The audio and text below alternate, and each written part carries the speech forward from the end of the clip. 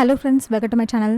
విక్కీని చంపి పద్మావతిని సొంతం చేసుకోవాలనుకున్న మురళి ఇదంతా అలా జరిగిందో మనం ఈ వీడియో తెలుసుకుందాం. ఇంకా రౌడీల దగ్గర నుంచి విక్కీని పద్మావతి కాపాడుతుంది. విక్కీ పద్మావతి ప్రేమను తెలుసుకుంటాడు, పద్మావతికి దగ్గర అవుతాడు.